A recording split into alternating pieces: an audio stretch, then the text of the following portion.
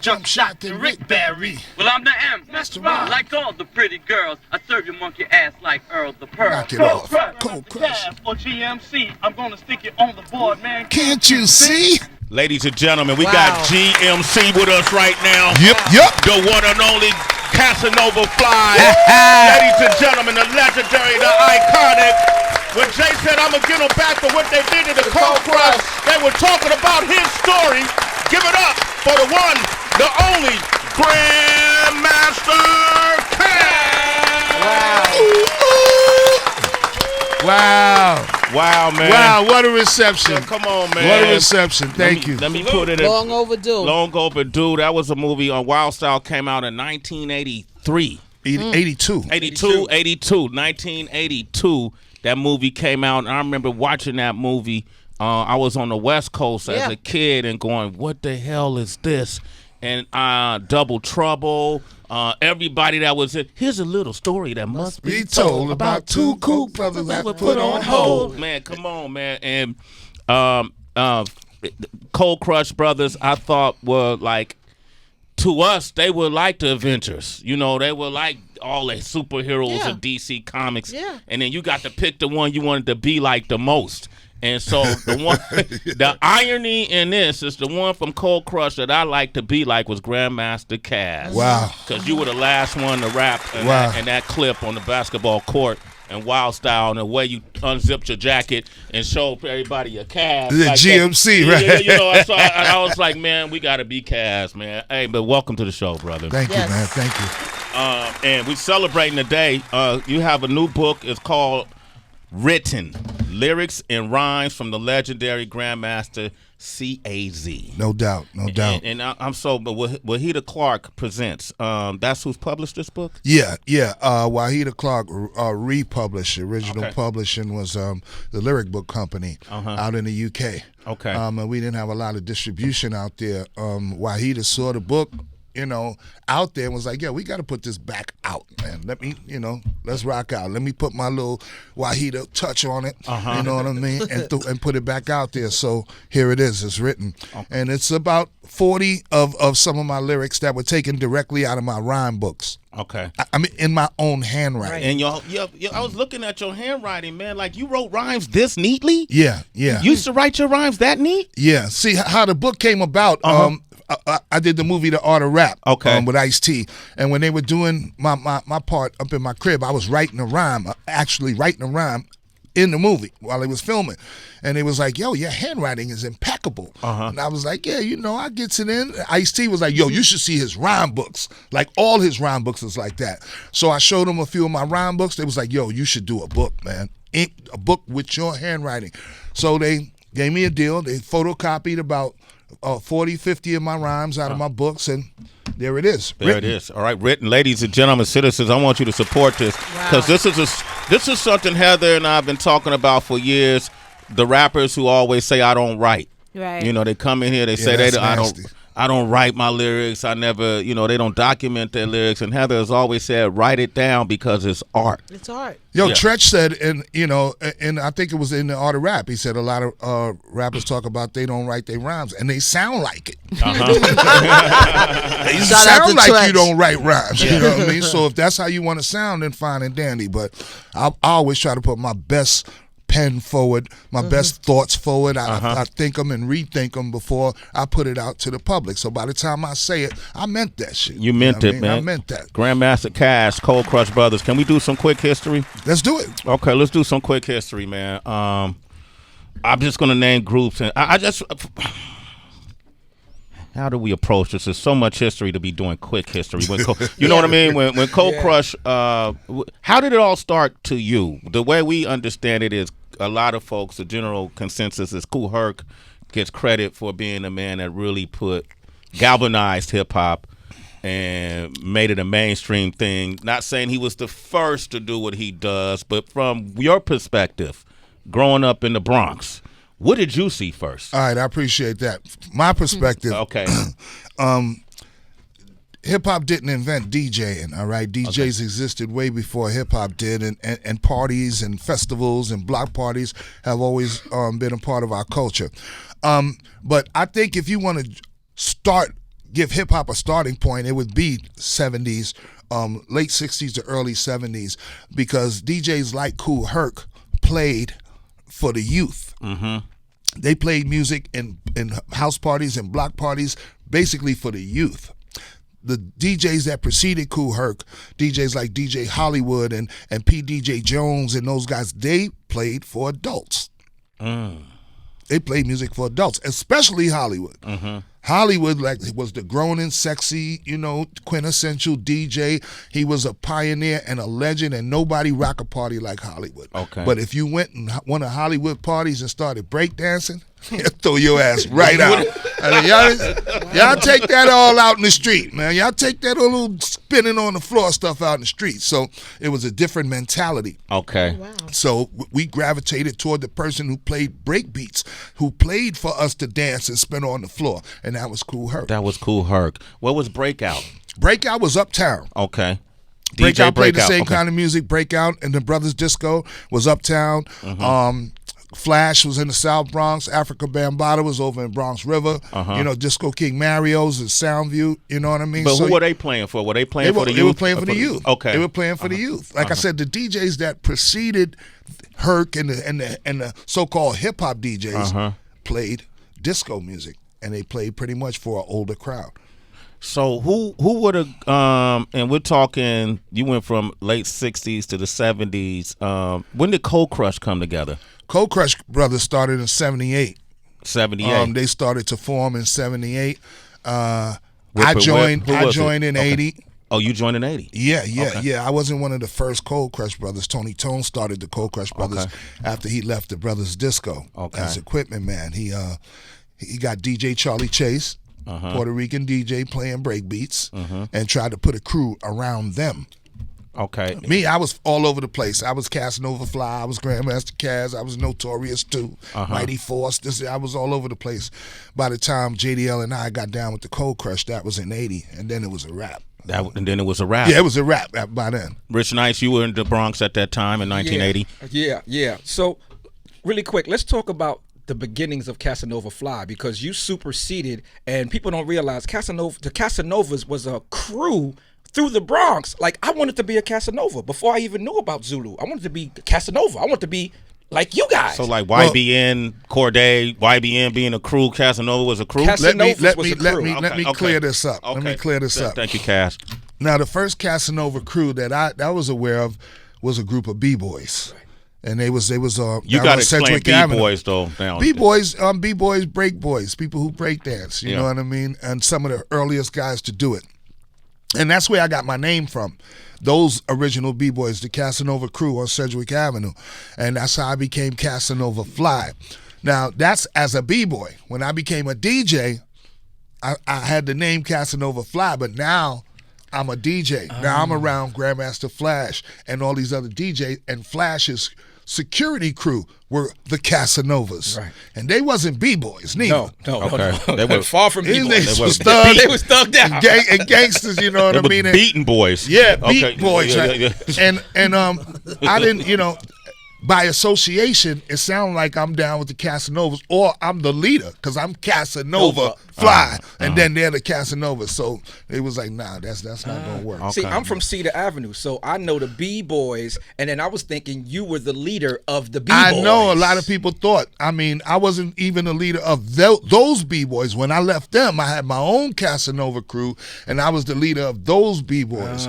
But I'm just a descendant of that original Casanova crew. My man Muhammad and them from Sedgwick Avenue. I just kept it going. They all disbanded, went on with their lives and whatever. Muhammad became like a record executive somewhere. All the other guys did other things, but I kept that Casanova name, that Casanova persona. And then when the Casanova crew came about, I was like, okay, let me just be Caz. Let me just shorten that to Caz, to avoid any, complications or anything like that. So Casanova Fly, Grandmaster Casanova Fly became Grandmaster Caz. Grandmaster Caz is here. He has a new book called Written. I want every citizen to get this book. You can find it online, I'm sure, right? Yeah. Okay, and you'll find it in stores. You to me, when I first came to New York, I don't even know if you remember this. And one of the times I brought my daughter, she might have been 4. No, she was a little older than 4. Okay. And you took us on a tour of the Bronx and was putting everything in context.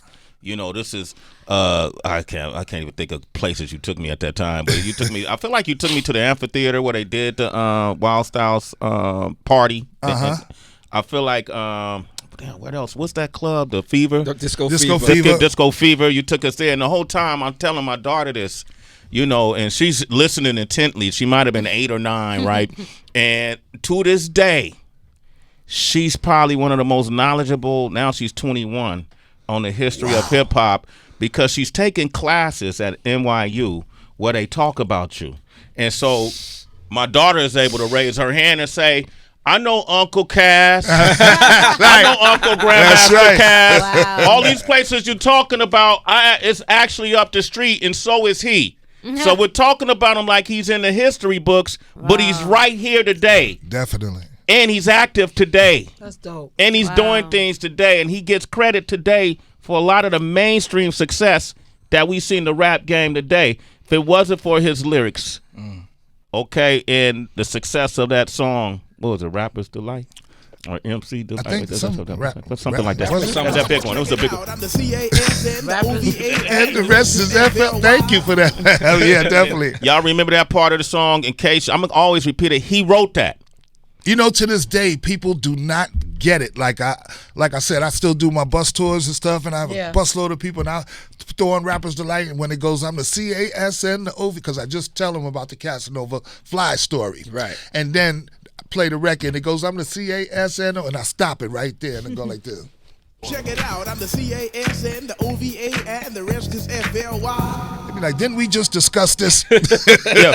And then I got to tell the whole story about how all that came about and happened and stuff. And at that time, manager, right? Was he a manager? Or what was he? Hank was used to manage the group that I was in, the group that I had before I joined the Cold Crush. Before that group broke up and disbanded, we were called the Mighty Force, and that's the group that Hank managed. By the time the Cold Crush came about, Hank was gone already. Yeah. So when he took your rhyme book, said your rhymes on that song. Yeah. The song became the biggest song in hip hop history of its time. These people went on tour for decades. The record company Sugar Hill Records collected a lot of money off of lot of money off the publishing and licensing and whatever money they still mastering. They still collect it to this day. Did you ever get any money back? Not a dime. Wow. Did you try to sue for it? By the time I figured or learned or you know that I could sue or something, it was too late. You know what I mean? The statute of limitations ran out. I didn't have no real proof besides word of mouth. You know, everybody that in hip hop knew that those was my rhymes. Right. That you heard them on cassette tapes and all that. You know what I mean? So I mean, if I really wanted to make a concerted effort in the beginning, had I had the knowledge, I would have had enough to maybe go in a courtroom or something. But you got to remember, man, you talking 79. You know what I mean? And the Sugar Hill Records got lawyers. You know what I mean? They were kind of gangster affiliated. You know, Morris Levy helped start the company. You know what I mean? Joe Robinson was a gangster. You know what I mean? So ain't nobody trying to go up against all that. So even when I tried to get some kind of help, and I'm not talking about my friends, because I had niggas in the street like, yo, man, let's go. Let me go over there. Let me go over there, yo. I got you. I was like, nah, we ain't trying to do that. So, but I mean, legally, a lot of like lawyers or whatever, they was like, they didn't want to mess with it, or they'd look into it and then come back and be like, oh, there's nothing we can do. They got that pressure. So I don't know what they ran into, but you know, it is what it is, and it was what it was, man. You know what I mean? My thing is, at the end of the day, I'm glad to be able to say that I was a part of one of the first rap songs that the world heard. You know what I mean? That I had a very integral part in influencing this culture from the first rap song that ever came out. And even if you didn't know it was me, you heard those lyrics and you've been singing them all your life. All your life. So you've been singing I'm Casanova Fly You've for influenced- over 40 years. But you've influenced more than just the Sugar Hill Gang. I mean, LL has a song called Dear Yvette that everyone knows. You had a phenomenal rhyme.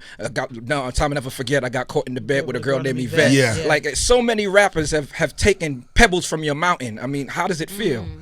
I'm good in a way, you know what I mean? It's flattering, you know, not biting, but copying is the sincerest form of flattery, you know, so I'm glad to be able to say that I've been an influence, that kind of influence on not just, like you said, the Sugar Hill Gang, but people like Rakim and KRS-One and LL Cool J and Snoop and even Jay and Big and Kane especially, you know what I mean? Yeah. Me? No, Him? you know what? Yeah, I was a Everybody. CAS and hey, listen, I bit your shit too. Don't worry about it. We always saying it. You know, It was to Sway's point, Caz. It was like going into the movie theater as a teenager, a young teenager, and watching that.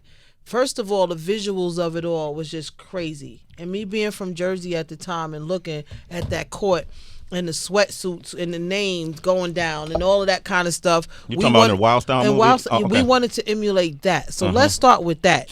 And then to be repeating Rapper's Delight all those years in the lyrics and not even making a connection. Like, this dude is saying he's somebody else's name. Yeah. And we're just repeating the song, wanting to know it so bad and be able to go outside on the block and say, you know it, this ain't Right. you know what I mean? We didn't really understand. And I think to this day, when we talk about writing lyrics and who's writing for who writing for that, and Tracy could sit here and go, wow, wow, wow.